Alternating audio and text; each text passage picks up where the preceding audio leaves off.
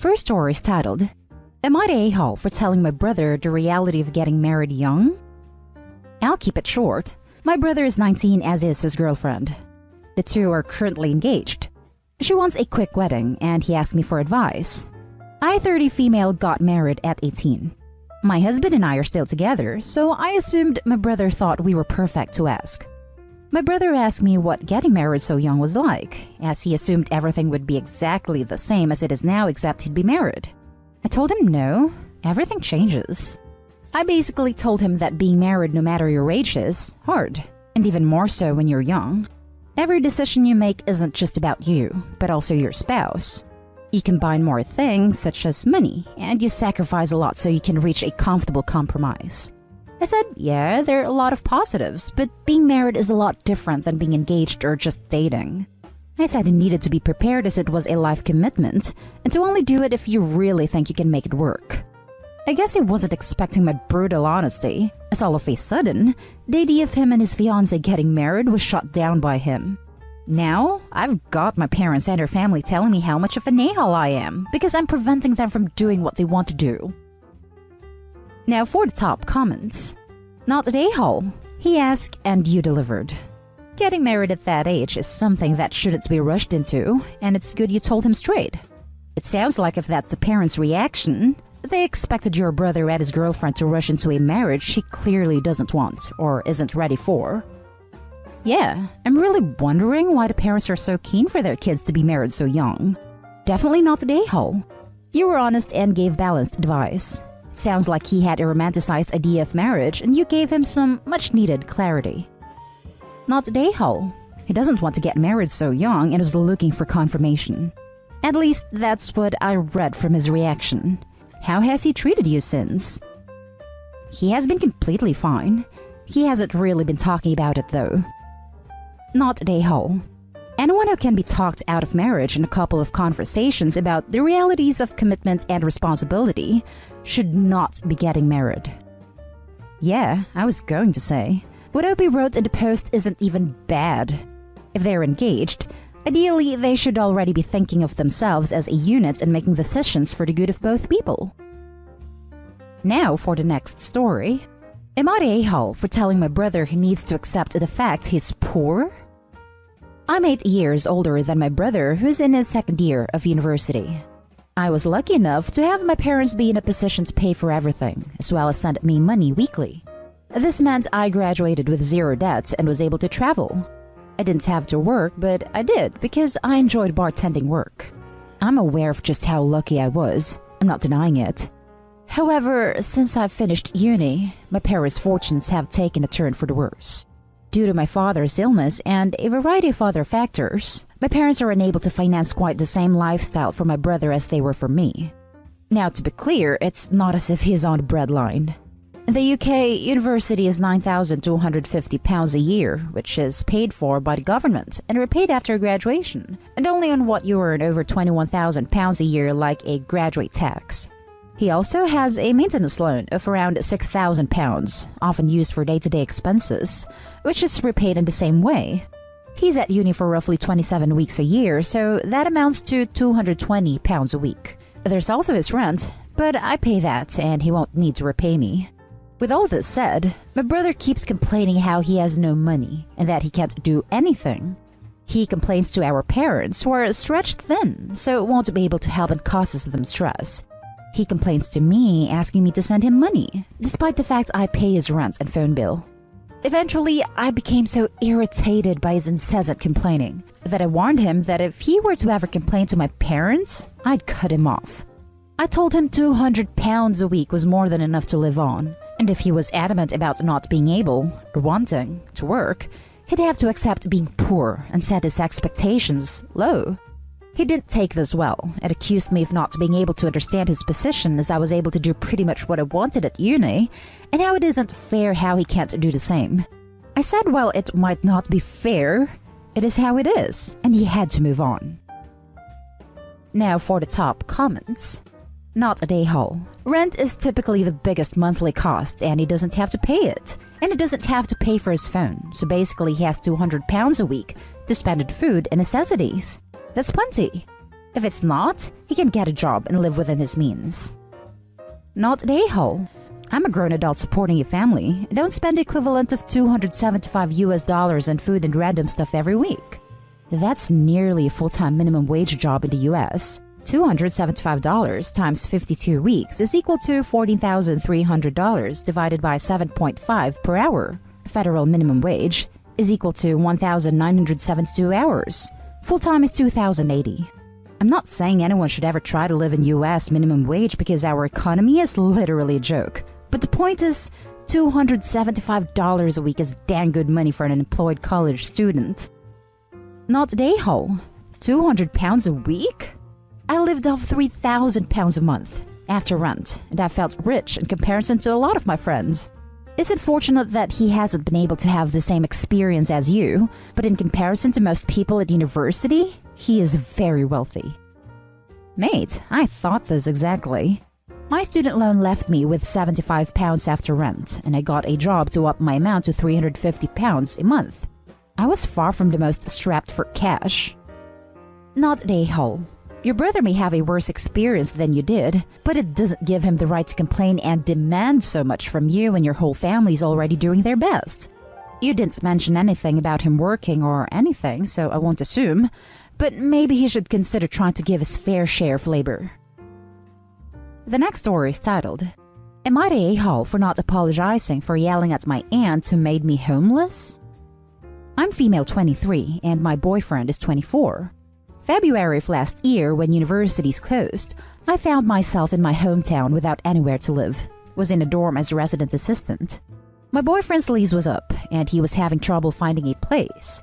My parents don't have room, so we were scrambling to find a place. I had lost my income and we were on a really tight budget. We almost drove to my boyfriend's hometown, but being the only medically literate person in the family, I didn't want to leave my grandparents without help in case anyone got sick. My grandparents have a cabin in the next town, and realizing that we were in a bind, Grandma offered it to us. My boyfriend and I got COVID jobs, and I continued my online medical studies. Boyfriend put in a ton of hours for building the deck, repairing parts of the dirt road, and trimming trees. Mid-May, my aunt calls me and asks if she can bring 4 house guests up for 2 weeks. I explained that while we wouldn't turn her away, it was not the best timing and we didn't have 4 beds. I suggested they could come up for a shorter time or stay nearby. She said okay and she would think of a solution. Hours later, my grandfather calls and says we have 2 weeks to get the F out of my house, permanently. I explained that we would be forced to quit our jobs and live in my van. He said he was under no obligation to honor our agreement from February. My dad called to make my case, but my aunt insisted that she already purchased plane tickets and needed a vacation. She also said that she was going to take my grandparents to the cabin with her to give my parents a break from taking care of them. They need hands-on care for mobility, GRAM, and dementia, GRAMP. 2 weeks later, we were back in the van. Later, Auntie called asking me to drive up and get my cousin so she could go to lunch. When I arrived, my grandpa looked bruised, and it turned out that while my aunt was visiting friends the day before, he had fallen off a chair changing a light bulb. He had clearly torn something rotator cuff related in his shoulder. As I put together what had happened, I got upset. We went aside, and I yelled at my aunt for being negligent in elder care, called her greedy for making 2 people homeless/jobless so she could go on vacation. I told her that she had to cancel her plans and take Grandpa to the emergency room. They ended up staying only 3 days before going back to town. I haven't spoken to my aunt since. I have apologized for sharp words to my grandma. A week ago, my grandma called saying I better call and apologize to my aunt, that I know the value of having people on my side, which seemed like Auntie had been complaining. When asked directly, my grandma said I was being immature. I called my aunt and said if she wanted to mend bridges, to leave my grandma out of it. I didn't apologize. My aunt says they didn't do anything illegal, and I think they were all a-holes. Not an a-hole. They sound awful. All of them. I hope your situation gets better soon. Thank you. We were able to find a place just as it started snowing. I was going to add that, but was pushing up against the word limit. I'm glad about that. Did you ever figure out what your aunt told your grandfather to get him to kick you out like that? I was surprised that didn't come up in your account, and I wonder if part of the reason some of your family is unsupportive of you here is that some nasty remnants of your aunt's lies are floating around in the family, getting them to interpret your actions negatively. I never found out, beyond that she was sad on coming on vacation. I suspect that she went on about how they were enabling us to be freeloaders, or maybe even that we pose a risk due to our COVID patient care jobs. Not the a-hole. I'm sorry you have such horrible relatives. If Gram calls again, I'd straight up ask her how she feels making you homeless. Is her daughter's vacation more important than a granddaughter having a place to live? Yes, well, good luck then, Gram. Have a nice life. Did go no contact with them. Also r/just no family. Yep, I can't believe the entitlement of the aunt. Or that the grandparents would make their own grandchild homeless to accommodate aunt's freaking vacation. Not a a-hole, but please stop letting your family treat you horribly. Now for the last story. Am I the a-hole for wanting to kick my sister-in-law and her boyfriend to the curb when they have nowhere to go? Long story short, my 23 female sister-in-law, 20 female, and her boyfriend, 20 male, have come to live with us because they got kicked out of the boyfriend's parents' house and then my in-laws' house. My in-laws struggle with substance abuse, and my husband is my sister-in-law's only sibling. I told them they could come stay with us, as long as they got jobs and sister-in-law got her GED, and they cleaned up after themselves. We don't charge them any rent, and they were only supposed to pitch in like $200 a month for groceries when they started working. We have 2 kids, and my husband is the only one working currently. They have been here since the end of October, and only one of them is working. Altogether, I'd say they've worked maybe 3 weeks, and they're on workplace number 4. It's been 3 months. They argue with us when we tell them to do things, complain that the Wi-Fi doesn't reach their bedroom so it makes playing video games hard, refuse to pay for any of the groceries or household supplies they use. They have enough money to buy booze and vape pods, but not enough to pay their car insurance, which led them getting a court date when they got pulled over. Guess who got to pay for their car insurance? Us. This is literally wrecking my marriage because I'm so angry all the time from these freaking adult moochers living in my house. We have offered to pay for a deposit and first month's rent on an apartment for them, but they don't want that. I've got to be able to keep a job for longer than a week first. Direct quote from my sister-in-law. Not to mention, she's been talking about having a baby.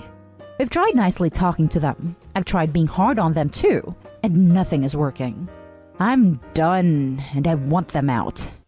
Would I be the a-hole if I told them they can either pay for half of an apartment, and we can pay the other half by April 1st, or they can find somewhere to go?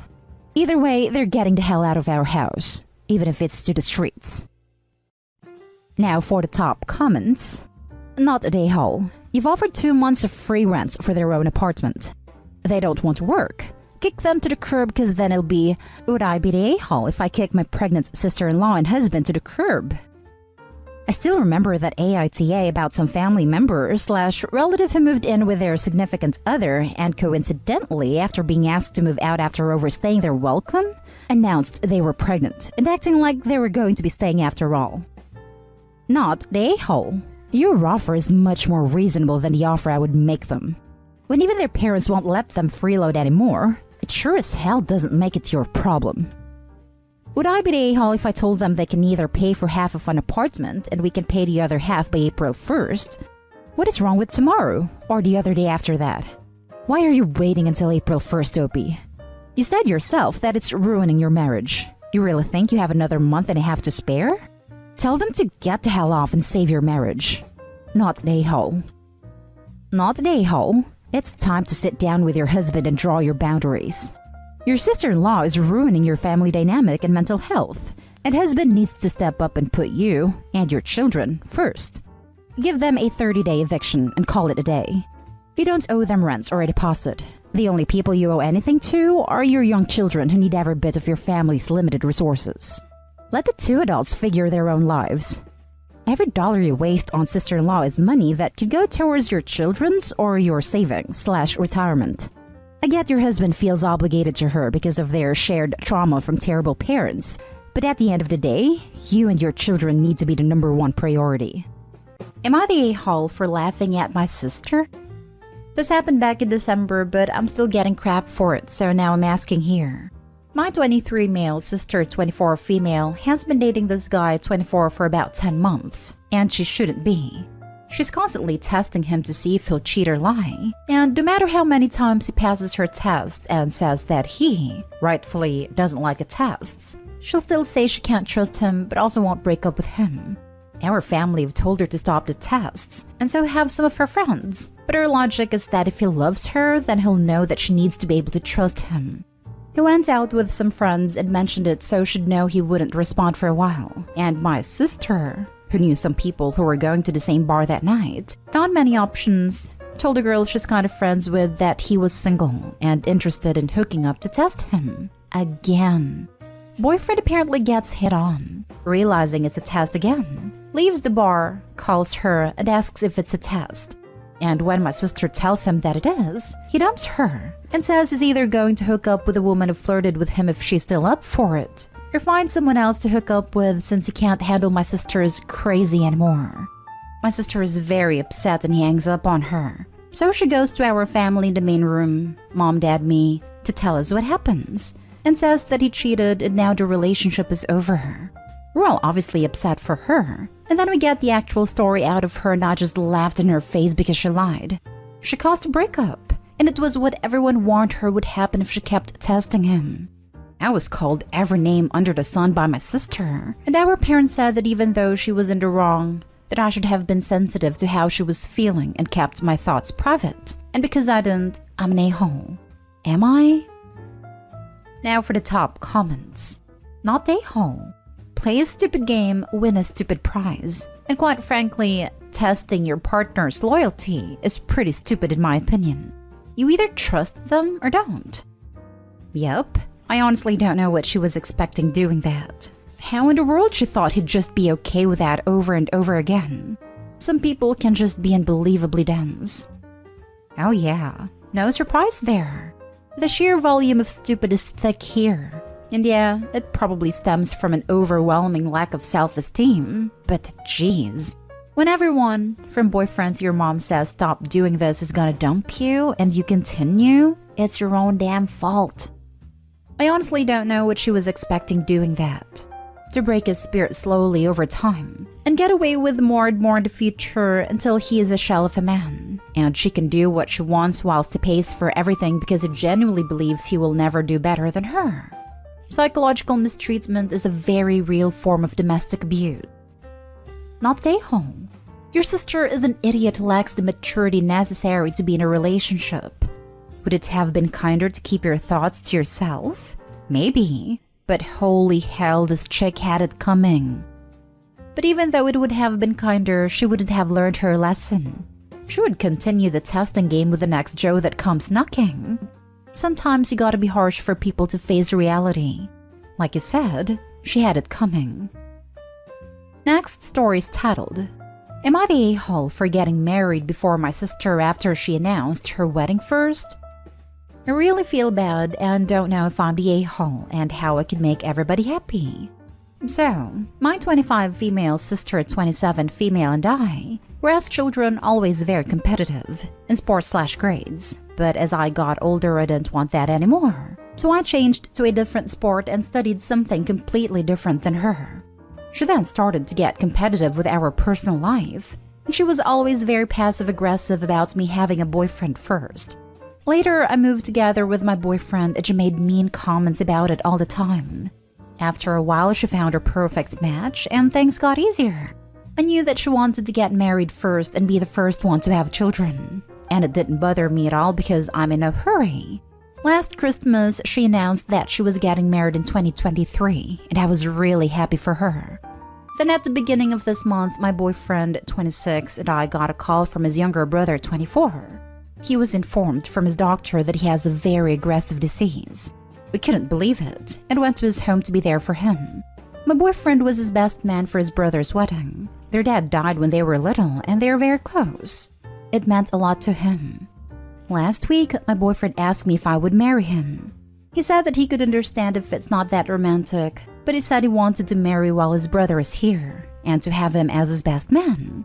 I never cared about an expensive wedding with a lot of people. I always wanted to have a nice day with the most important persons in our life. so I could totally get that. I agreed because I love him, and I also know how happy it would make his little brother. But I immediately knew that this would cause stress with my sister. I called her. She knows that my boyfriend's brother is very sick, and told her about the proposal and that it will be only a small wedding this year, with her, my parents/grandparents, and some friends, so she could still have this big wedding first. She got mad and called me jealous, and that I'm using a dying person to get married first. I know that she was overreacting, but I also feel bad because she announced it first, and it means so much to her and I don't want to ruin her moment. So, am I the a-hole? Not the a-hole. You're doing something very sweet for your soon-to-be husband. Your sister needs to grow up and realize that not everything in life is a competition. Thank you, but I don't really know how to stop this competition game. I don't know what to say or do. You don't. You just live your life. Your sister needs to grow up. If she makes passive-aggressive comments, just ignore them and change the subject. Yep, this is the one. OP, if you just do what makes you happy and don't worry about her, you'll be happier than her in the long run. Weddings aren't about competition. They're about people who are in love joining together and inviting the people they love to be there. Your future husband deserves a chance to have his brother there for that. Someday your sister may grow up and understand that life isn't about her winning all the time. But if she doesn't, that's not your problem. She announced it first, but the engagement is longer than a full calendar year. Not even taking the young man's mortality into account, it's an a-hole move to just expect that his sister should put her life on hold because someone called dibs on getting married first. If it's any consolation, she'll probably beat you to divorce court. She can beat the OP for the number of weddings and husbands too. But first, she needs to be the first who gets a divorce. Not stay home. Shut your sister down hard if she ever dares to say something like that to you again. What an awful thing to think, let alone say. She should be ashamed of herself. Your sister owes you a big apology. Right? Let's be real. She probably accused OP of using a dying person as an excuse to do something first, because it's something she would do if she had a chance. So she thinks OP's doing what she would have done. Which doesn't exactly make her that great of a person. Next story. Am I the a-hole for bursting out laughing when my sister-in-law asked to live with us? For the sake of not writing a huge post, I'll just say my sister-in-law have a very tense relationship. She's a very hateful, mean person, constantly takes digs at my weight, tells anyone who will listen that I'm lazy and fat, a bad parent and not good enough for her brother. I let it roll off my shoulders for the most part because, frankly, her opinion of me is pretty much irrelevant. And I have my own opinions on her, but keep it to myself. Not saying anything if I don't have anything nice to say and all that. This weekend, when we were over at his parents' house where she also lives, she sat us down and said she wanted to change from living with her parents, where rent is free and endless childcare is provided by my mother-in-law, and started thinking it might be a good idea to move in with us. I couldn't help it. I immediately started laughing. The entitlement and audacity honestly took me off guard, given the fact that my mutual distaste for her is not a secret, even if I stay cordial to keep the peace. Everyone looked at me in shock, and since the damage was already done, I said, "That's not happening, and you know that." Since she's the person she is, she immediately started her verbal attack, pointing out all of my flaws and classy things like that. Why not behave that way in front of the kids? I gathered up my kids without another word and waited in the car for my husband. I could tell he was kind of mad, and he later told me I should have just let him handle it because he would have obviously said no as well. I would be lying if I said I had regrets. The only thing I wish hadn't happened is exposing the kids to that behavior. I don't know though. Maybe that was an a-hole response, so I'm here to ask. Am I the a-hole? Now for the top comments. Not the a-hole. God, it was so satisfying to read about somebody reacting like that to a bully. It wasn't the most diplomatic response, but I think it was a long time coming. So satisfying. OP, I want to kiss you on your fat, lazy guts. Your spineless husband, who repeatedly allows his aggressive sister to insult you, that too in front of your children, is angry because you laughed? So basically, his approach is that his sister is constant demeaning. Insult, personal attacks are okay, but for his wife to laugh in self-defense is infuriating. You might need to stop being nice and take a much sterner stance on disrespect with your husband. Agreed. Sister-in-law shouldn't have so many opportunities to be insulting if husband were doing his part properly. This, not stay home. Might be time to discuss respect with your husband. Good for you, standing up for yourself. Never feel like you are the a-hole for demanding the same respect you give others. I don't know about where you live, but where I live, mistreating someone, especially a parent, in front of children is considered a form of child abuse. Your husband should be standing by you in this. Your reaction wasn't that bad. You didn't react physically when mistreated in front of your children, and I know plenty of people that would have. Good luck in helping your husband realize where his loyalties should lie. Not stay home. Obviously, sister-in-law is, but your husband freaking sucks too. Why is he bringing his wife and kids around this person? If my sister spoke to my spouse like that, even once, she'd be right out of my life. You're not the only one who exposed your kids to that behavior. He did. And frankly, given that he is spineless enough to allow the situation to continue, I wouldn't have trusted him to shut the situation. Not only should you have felt free to speak up, you need to be questioning him about why he's bringing you around his toxic family and allowing this behavior to continue. If there are other posts or anything to go by, the husband is just like his sister in regards to his wife. Now for the last story. Am I the a-hole because I charged my son for tickets I got for free? First, the setup. I'm a single mom to 3 boys, 18, 13, and 12. My oldest graduated last year and is currently living at home for free, while he goes to school and works so he can save. Next, the problem. Sometimes for work, I get perks for doing well or just because. The other day, I won tickets to an event that I was on the fence about going to. So I was planning on selling to a coworker who said I'd buy them if I decided not to go. I was leaning towards that option because the extra money would be nice to have a little more to play with in the family fun account.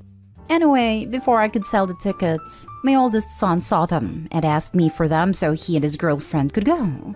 I told him a guy from work offered to buy them, but if he wanted them, he could buy them for me instead.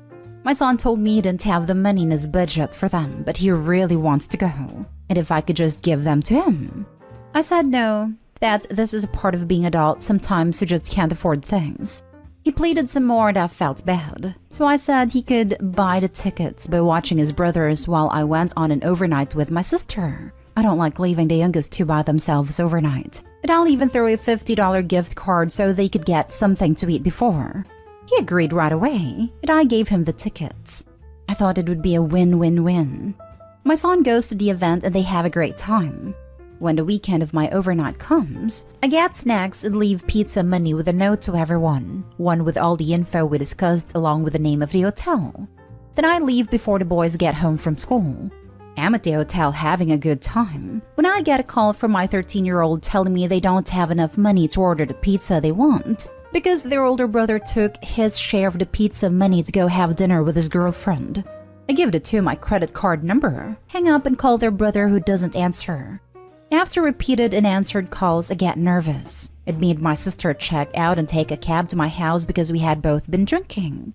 We end up watching movies and having pizza with the boys all while trying to get a hold of my son. At 1 a.m., he and his girlfriend come home but it's already late, so they go to his room to sleep. Next morning, I'm pissed, so I go to talk to him with a bill to pay me back for the tickets, the gift card, the hotel, the pizza money, and the cab. I also added an inconvenience fee. He said that wasn't fair because I got the tickets and a gift card for free, and I didn't have to come home because he did come home to watch the boys, so they wouldn't have been alone. I told him that wasn't the agreement, and the bill still stands. Am I the a-hole because I did charge him for something I did technically get for free? Not the a-hole. You guys made an agreement on payment and he failed to do it. You said a gift card was for pizza for them to eat, not so he could take his girlfriend out. And you're right, this is part of being an adult. If he couldn't afford it and he didn't want to watch his brothers, then he shouldn't have taken the tickets. You're already doing more than enough letting him live there for free. No, the gift card was for him to use. I left pizza money and he took a portion of that to use for himself. That's so selfish. Wow. Further to this, something I don't see a lot of people pointing out is that OP effectively earned those tickets as a perk for their hard/good work, which then the son disrespected and felt entitled to. Nobody's entitled to anybody else's rewards for hard/good work. Punishment fits the crime and not the a-hole.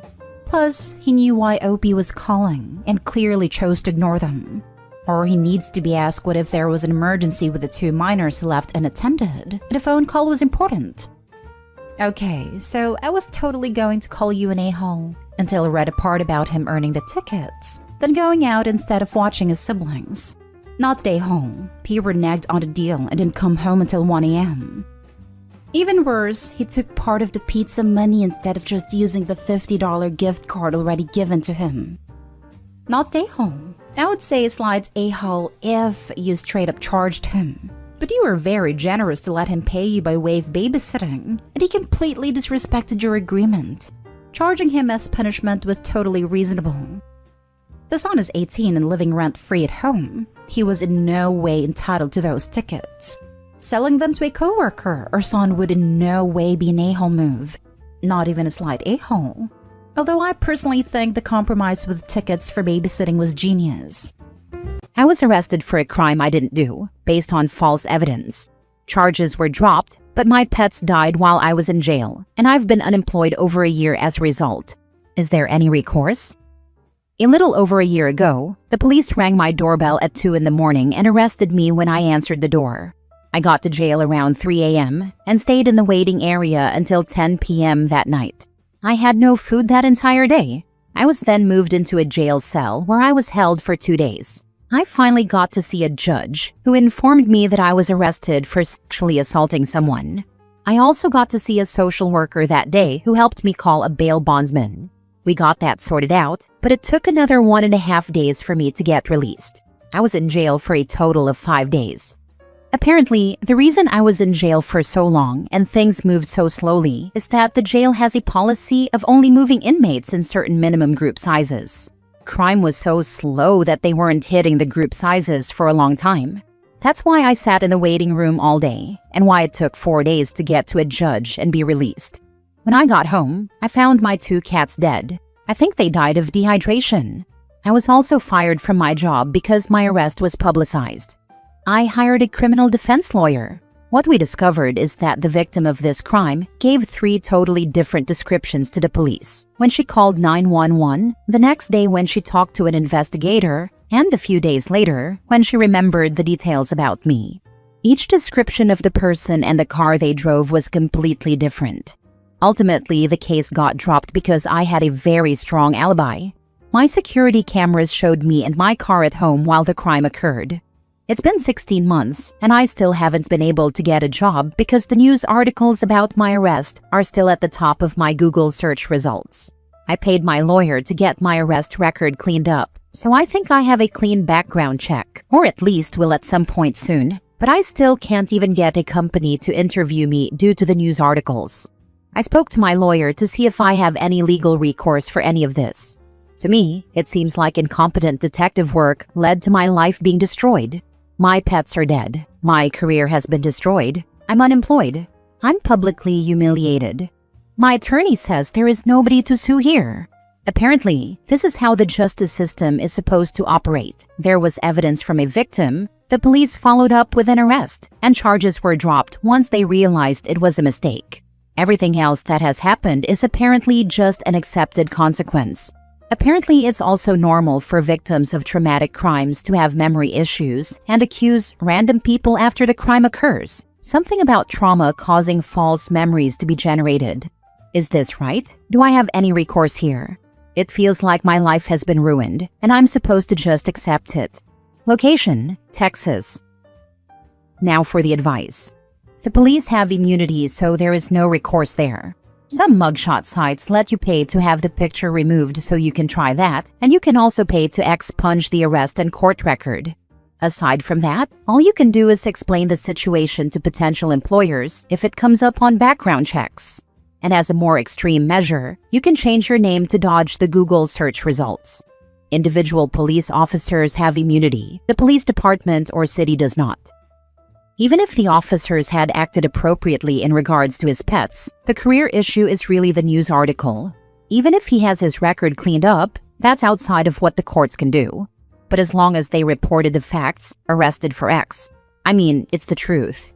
Even if the court of public opinion says that means guilty, the news article itself doesn't. Could he ask them to take it down? Sure, but they legally wouldn't have to. It's not fair that people make the assumption they do, but who here actually is acting in bad faith? Again, in regards to his career and criminal record besides the companies. You can't force them to give someone an interview. It's not right. It's not fair. But what can you actually do besides request, not demand, the arrested for video or article get edited or removed? Do you know the victim? Did police come to you based on your name being given to them? Just a physical description of you? I would imagine there's some sort of misconduct on each entity that participated in the events. That's a crappy situation all around. And I hate that not only someone was assaulted and the assailant wasn't found, but that now your life is impacted because of it. No, I don't know how this lady got my information. She reported my license plate number to the police a few days after the crime and picked me out of a photo lineup, although that's shoddy too. My best guess is that a few days after the crime, I went to a restaurant in the area of town where she lives. I've been assuming she somehow combined a memory of seeing me that evening near the restaurant with the evening when her attack happened. It was a few blocks from that restaurant. My lawyer actually pursued the path that this might have been something vindictive. We hired a private investigator to look into her, and they didn't find anything. Honestly, I've heard some of the recordings of her talking to the police and investigators. She seems completely traumatized, broken, and genuine. That's absolutely heartbreaking. Though your lawyer said there's not anyone you can go after, that may not be completely true, as they are likely someone who specializes in criminal law and may not know all the workings of civil cases. Check out any locally known auto injury, wrongful death, workers' comp, etc. attorneys, and contact them. You may have more options than you know.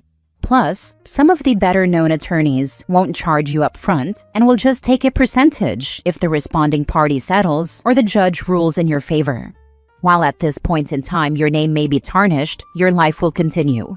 Just keep trying to find work, and if the subject of your case comes up, take the time to explain it to them if they'll hear it. Give them proof of the outcome of the case, and show them that there was no conviction.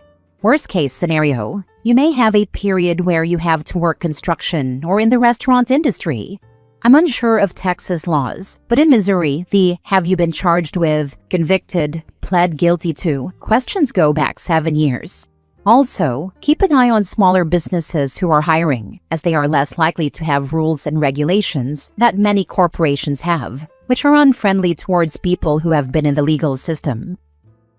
Next story. Ex-girlfriend attempted suicide, died for a couple of minutes. I brought her back with CPR. Then she filed a TRO against me.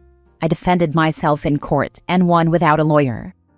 I'm a 30-year-old guy from Mexico. I lived in Atlanta for a while and opened a small Brazilian bar. I speak Portuguese, and most of my friends are Brazilian. I met this girl from Portugal, and we started dating. A few months in, she fought with her roommate when the lease ended. She had nowhere to go, so I let her move in with me. I was living alone with my dog in a 3-bedroom place. Later, her family came from Portugal, and I even let them stay too. Things were good. We even started a cleaning company that was doing really well. We rented a bigger place together. She was great, except she sometimes drank too much. The lease was under my name since I had the papers. The day we moved in, we had a dumb fight. Don't even remember why. Fights kept happening, so eventually, we agreed to break up, but keep the business 50-50 and live together until the lease ended. One night, her mom knocked on my door, saying my ex was acting weird. I checked, and she was just drunk and half asleep. We even joked a little, and I told her mom to let her rest. The next day around 8 p.m., I heard her weakly calling my name. I went to her room, and she was vomiting. I thought it was a hangover, but when she looked at me, she was pale, lips blue, barely talking. She pointed at the bed, half-empty bottle of Tylenol and pills scattered. She had overdosed. I called 911 and checked her pulse. While on the phone, she stopped breathing. Pure panic. I started CPR. Paramedics showed up and took her away. She survived but spent 10 days in the hospital and 10 more in a psych hospital. She was diagnosed with bipolar disorder. During that time, she didn't want me to leave her side. After she came home, she even slept in my room again because she didn't want to be alone. For about a week, things felt normal, then chaos again. What really messed me up, though, was what happened that night. Watching her literally die in my arms messed with my head. After she got out of the hospital, I couldn't eat and dropped almost 15 kilograms, about 30 pounds, because I just never felt hungry. I couldn't sleep more than 2 hours a night. Every time I closed my eyes, I'd see her face turning blue. Later, I realized it was PTSD, but at the time, I just thought I was falling apart. She started seeing someone else almost immediately. Whatever, we were done. But one day, she barged into my room telling me she was renting my room and I needed to move out. I laughed and kicked her out of my room. The lease had all our names anyway. A week later, I was eating breakfast when 6 sheriffs banged on the door with guns out. She had filed a restraining order against me, saying I threatened and hit her. They escorted me out with only my dog. No wallet, no cash, no clothes. For 2 weeks until court, I lived in my Camaro with my dog. I showered at the gym and used quick-trip bathrooms. I tried to get pro bono help, but nobody took it. One night, cops woke me up after someone reported me. I explained my situation, and one of them said, "Wait, do you live in that house with the X cars outside?" Turns out they were the same cops from the night I did CPR.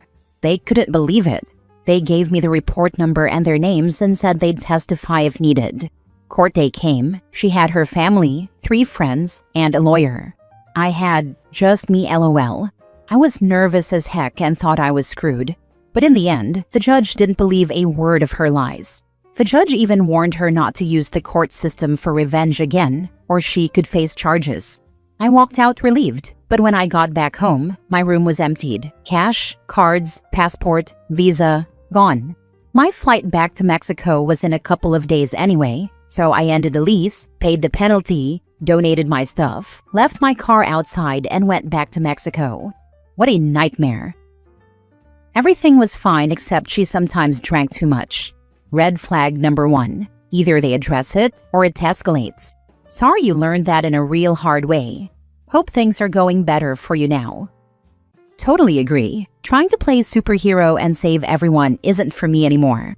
My little adventure of starting a business in the US is over, but I gained a lot of experience from it. Right now, I'm finishing my master's in software development and things are going great here in Mexico.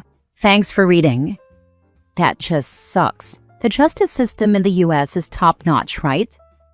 Honestly, I'd say it's 50-50. The justice system in the US is incredibly good, in the sense that I didn't run into corruption or anything like that. In Mexico, I probably would have been jailed right away on an accusation like this without anyone needing proof. But at the same time, the fact that they kicked me out of my own house with no real evidence definitely leaves a lot to be desired. Should have delayed going back to Mexico for a couple of days and gotten her in trouble for stealing your visa, passport, and cards. Oh, believe me, I wanted to. Retaliation was the only thing on my mind, but time wasn't on my side. No cash, no cards other than Apple Pay, and my stay in the US was about to expire in just a few days, so leaving the country was urgent. I still have all the information about her and her family, so maybe at some point I'll come up with something, though I'm not sure if I'll have the stomach to actually go through with it, haha. Last story, falsely accused and it's ruining my mental health. I need to talk. I just need to tell someone. I'm feeling extremely suicidal and just really would like to be heard. A girl I hooked up with from Tinder reported me for a rape that never occurred a few years ago. I found out last week. I found out she filed a report years ago because my social media is now being issued warrants by my local court. They don't know my identity, which is why I'm assuming they're going to crazy lengths. I came to this country as a preteen with nothing, poverty, disabled brother I take care of. I had to drop out of college to support my siblings and eventually found my way in life. I've built something good for myself. It's now all threatened by a hookup I had. Luckily, I recorded the encounter with consent. She tried to pressure me into dating her after she found out I was well off, and I kept rejecting her. I ended up blocking her. Although I haven't been asked for a statement yet, I know it's a matter of time before they unveil my identity and either go straight for my throat with trial or ask for a statement. I doubt they'd be wasting all this time for just a statement. The scary part was, there were multiple people in the house when we did the deed. They could have easily all given statements that I violated her after the videos stopped. I'm terrified. I didn't rape her. It was consensual. I'm terrified of my evidence not being enough. I'm terrified of going to jail and leaving my disabled brother to fend for himself and leaving my elderly mother alone. I'm terrified of losing the girl I'm currently in a serious relationship with. I'm terrified of it all. I never violated anyone. I just didn't want to date her. I made it very clear before meeting. I'm scared. I haven't slept in days. I haven't eaten anything. I just had to force myself to eat something and it made me want to throw up. I feel lightheaded and nauseous. I can't help but think about ending my life. I know it's not a better option. I know it doesn't solve anything. I just don't want to feel this way. I haven't done anything in my life to deserve this false accusation. I've never hurt anyone. I've never stolen. I've never caused harm. I just didn't want to date her. I keep going over the entire 3-week connection with this woman in my head and every chat log I have saved. It looks good for me, but part of me keeps telling me it won't hold up. I'm terrified. If anyone has similar experiences in the past they can share, please do. I'm in the US. Same. I want to know what she freaking said. This stuff makes you freaking afraid of even having any contact with others. I feel betrayed. I feel freaking hopeless. I am in constant pain, on top of a current illness I'm dealing with. Why did they even convince and assume that the other person is trusted? Because it's easy to put the accused on trial, and not the accuser. Yeah, rape shield laws are BS. Weaponized justice system, that's what it is. We are here for you. Many people in this group are going through similar struggles. I also am struggling with not being able to sleep well and not feeling hungry. But if I don't eat, it is worse. So I try to make myself eat something, and I usually feel better after that. I try to take a long walk in the morning. I practice silent meditation. I take antidepressants and have for a long time. But even that couldn't prevent a major depressive episode when I got laid off a few weeks ago, 4 months before trial. Have you already hired a lawyer? If warrants or subpoenas have already been issued, then the legal process has begun. Hire a lawyer, and don't talk to any cops without first consulting with your lawyer. If you need to invoke your Fifth Amendment right, say so. I invoke my Fifth Amendment right. That is recommended, over just not saying anything at all. Try to spend time with people who care about you. If therapy is an option, that will likely help with the mental health aspect. I wish you luck and triumph. I have known of people who have had similar experiences. You need to get a really good lawyer. That's the only advice I can provide. I knew of a woman who was accused by a man of inappropriate advances. The community upheld him. Then they ruined the woman's life completely by making other false accusations. Based on the accusations, the police searched her apartment for illegal drugs. It remains to be seen whether the police will accept the planted evidence. However, they most likely will go through with some lawsuit. My friend is a beautiful, accomplished woman who has had a successful life. I think most of what has happened to her is the work of mentally ill Karens who own the police and use the same tactics against their ex-husbands. These Karens call my friend regularly and try to push her out of the community. If someone thinks Karens don't ruin lives, look no further than this case. Am I the a-hole for not sharing life insurance money with dead husband's mom? This is really hard for me to talk about and go down memory lane, but here goes. I, 37 female, received life insurance money after my husband unalived himself. It was a substantial amount of money. Backstory. Before his death, we had a discussion of what we wanted to happen after our deaths. In hindsight, this should have set off a red flag. But if you were in the military, you know this kind of talk wasn't foreign. We have signed power of attorneys before to each other before we deployed. We also have to update every year who we want our life insurance policy to go to. I'm still trying to make peace with everything, but I'm struggling more than usual lately. I came home after work one day and found our bedroom door locked with our dogs in there crying. I kept knocking and he wouldn't answer the door. I broke open the door and went in and saw what I can't ever unsee. I still see it in my dreams most nights. He always seemed like the same happy person I met 13 years before, so I didn't see or notice any signs. After, everything was a blur for a while. Thankfully, I've had some solid people there to help me. I lost 20 pounds in about a month from not eating. I wouldn't shower. I don't remember much around that time except everything hurt, and I wanted to unalive myself too. I just kind of checked out. I know I'm everywhere with this story. I'm trying to keep my thoughts straight through this, but it's hard. I'm sorry. So, when we talked about what we'd want to happen after we died, he said if he goes first, can I help take care of his family? I said absolutely, because I loved them and they made me feel like family. Especially his mom. She was like the mom I've never had. So you could imagine the pain she added on to me when she went around and told everyone I unalived him. I was getting harassed by his family of what happened. I finally snapped later and yelled, "Do you want to know what happened that day? Well, so do I." But all I was met with was, insert scene here. I know I shouldn't have, but I went into graphic detail to shut them up. I never got any answers myself, and they were making it worse, especially my mother-in-law. Law enforcement didn't make it easy either. I got pulled in for questioning twice, and I cooperated both times, but it didn't help that I had to keep giving so many of them a play-by-play of what I saw. I know they were doing their job though. So, after my mother-in-law ran a smear campaign on me, she asked if I got any life insurance money. I didn't even answer her. All she did was use my husband as an ATM when he was alive, and I started to notice probably about a month before he passed. My husband hid from me that he was giving her money all the time.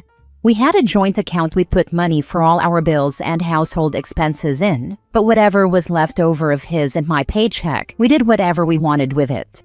My father-in-law and mother-in-law are divorced. She cheated on him and got remarried 2 months after their divorce was final.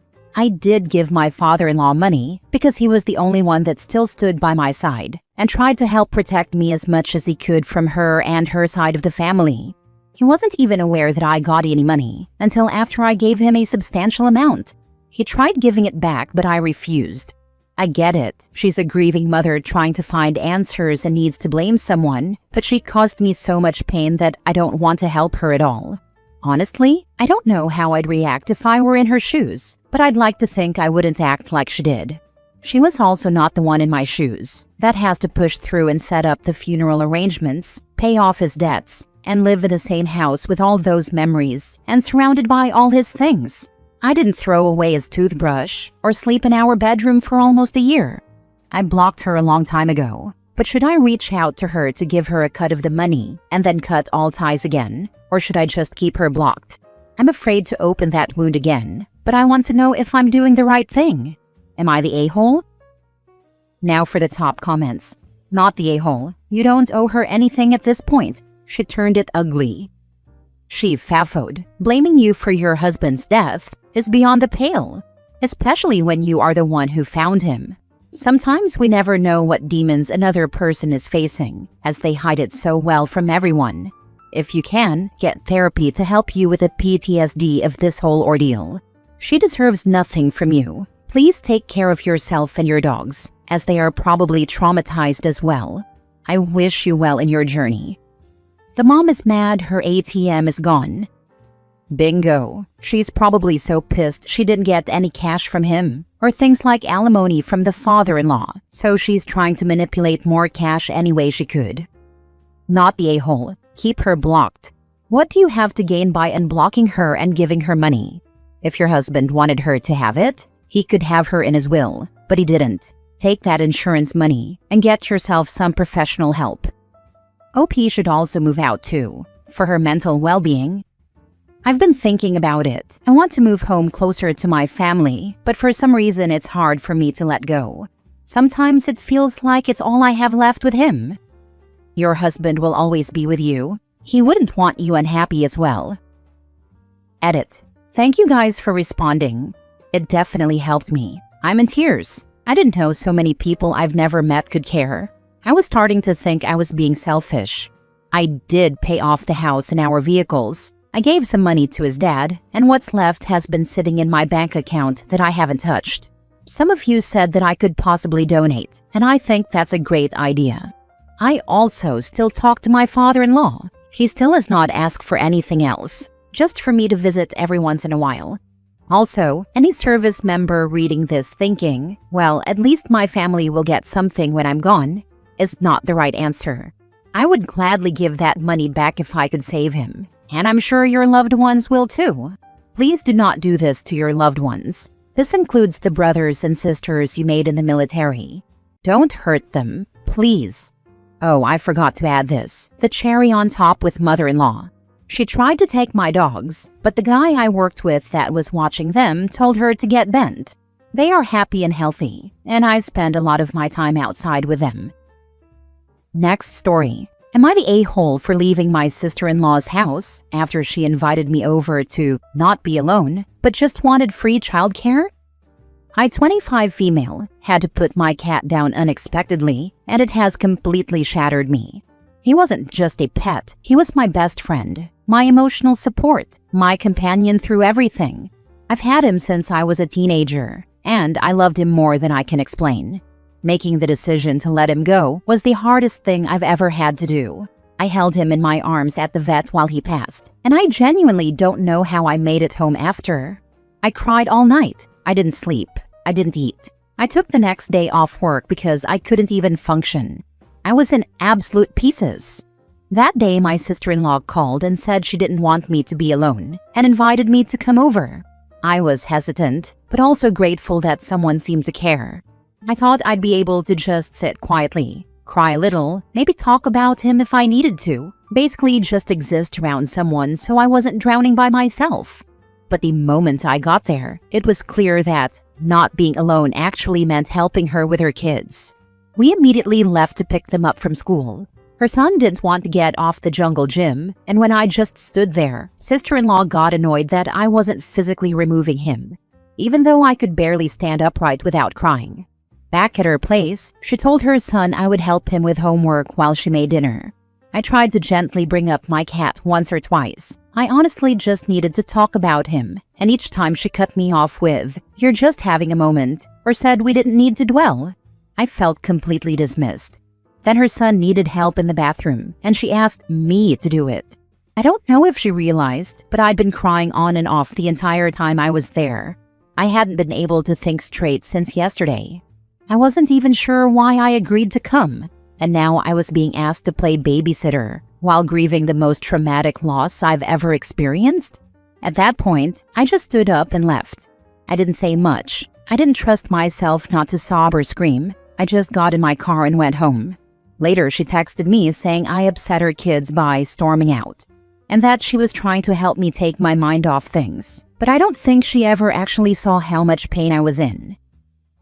Your sister-in-law seems like she spent some time perfecting her manipulation craft, like she was really smooth about the whole thing. I liked the part where she pretended that her kids were upset by you leaving. What kind of monster upsets an innocent child? How could you do that? I'm being very sarcastic here. Sorry, she sounds awful, and I'm sorry about your cat. My dog is 17, and I've been telling myself that love means doing what we have to when the time comes. Even thinking about it hurts. I can't imagine having to process all that you are when it was so sudden and unexpected. I'm so sorry for the loss of your furry soulmate. Not the a-hole. She is a real a-hole and an entitled one at that. Losing my service dog a year ago was incredibly traumatic for many reasons. I had a caregiver at the time who knew how much Odin meant to me. And when I called to tell her that it happened, she immediately said that she was coming over to be with me during this time, and that she would even spend the night. Truthfully, I didn't even really want the company. I told her that, but she insisted. Cut to some drama that happened later in the week, and she tells me that she is claiming the hours she spent with me as hours that she worked to get out of coming in a day that I actually needed her. That was a huge slap in the face to me because, like you, I genuinely thought she was doing this out of the kindness of her heart and whatever. But it wasn't that. Take care of yourself. I would have told her that is fraud because she wasn't working and you had told her not to come over. Next story. Am I the a-hole for planning on getting a sibling tattoo with just my full sister and telling dad it's none of his business? I, 19 male, grew up in a blended family. Me and my sister, 17 female, have the same mom and dad.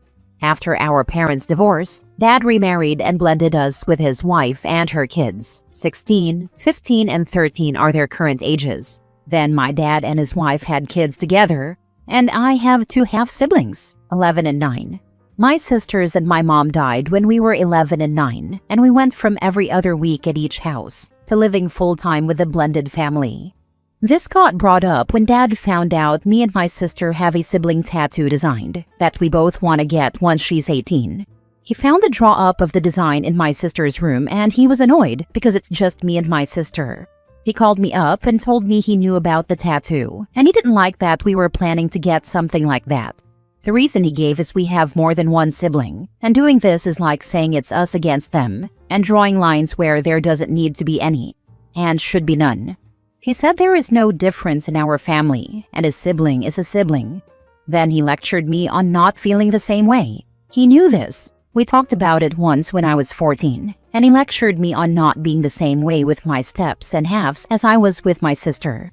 I told Dad it was none of his business if we get the tattoo or not, and that we're waiting until my sister's old enough and he can't stop us getting it. Dad said he'd be incredibly disappointed in the two of us if we go ahead with it and create a divide in the family we made. He told me this whole thing's wrong and going ahead is mean-spirited and only meant to hurt 5 people who love us and look up to us. Then he told me he's still our dad, and saying it's none of his business is untrue, for the reason of he's still our dad and because he wants us to make better choices. My sister and I talked about it afterwards, and she had a similar talk with Dad. She wants to go ahead with our plan, and so do I. Dad went looking for the design again and found it. He texted me last night saying he was so disappointed and I should reflect on what I'm doing because it makes me an a-hole to the steps and halves. Am I the a-hole? Now for the comments. Not the a-hole. I can't believe you're acting this way and how we want to honor our mom. It's very disappointing that you think you have the right to prevent us from doing something so thoughtful that we've talked about doing for the past 5 years. Losing mom was something I don't know if I will ever fully get over, since it was such an impressionable time in our lives. I can't believe you would draw such a line in the family over this, and claim it has anything to do with the other children who haven't lost their mother. There is a huge difference between sibling and I versus the other children. They all still have their mother. We don't. You trying to stop us is mean-spirited. I'm rather disappointed in you, Dad. Not the a-hole. This is a sweet tribute to each other, and none of dear old Dad's biz once you're 18. I'd be worried now that Dad has seen the tattoo. He's probably gotten photos and will tell the other siblings to get the same when they grow up, so that they can be blended. Enforced, that is. You. The tattoo includes my sister's name and mine, so unless they don't get their own names added, it would never be the exact same. Plus, we can still make small changes when we're closer to getting the tattoo done. That's even crazier. Why would your dad insist on you getting actual names of other people tattooed on you? That's wild. Stick with your original plan. Get your sister Bond tattoo and let other people deal with their own feelings however they need to. Keep it between you and your sister. If your dad makes it a big deal for the entire family, he is the a-hole, not you, not your sister.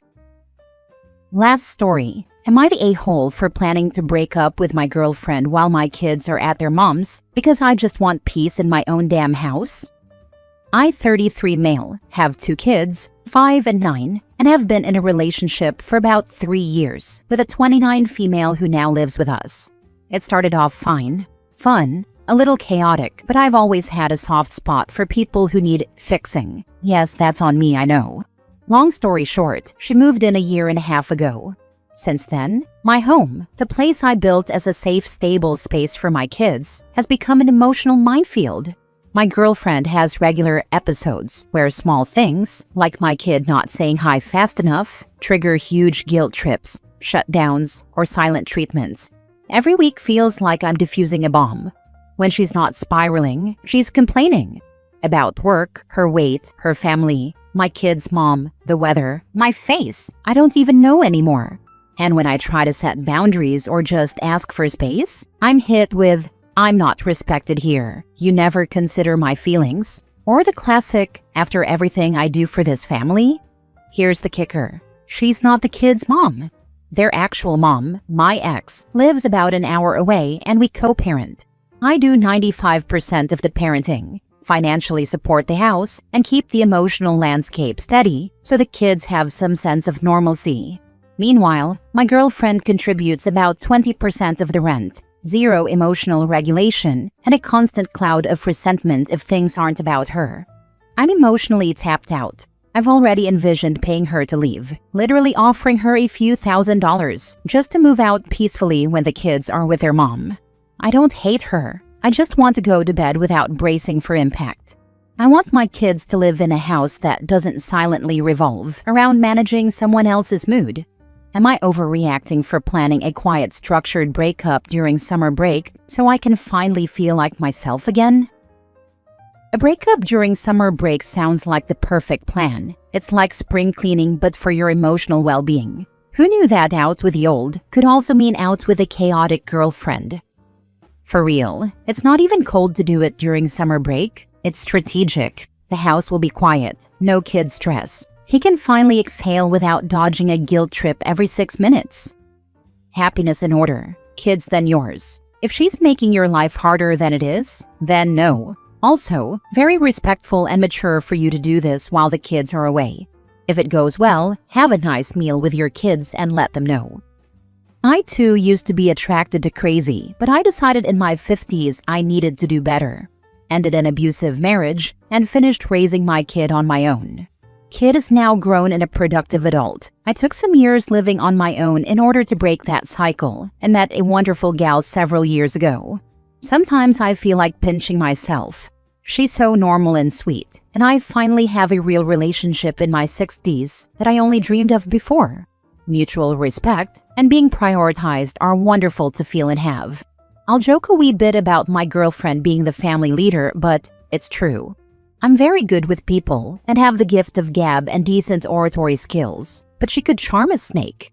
She gets things done, and the other wisecrack I make is that I want to be like her when I grow up.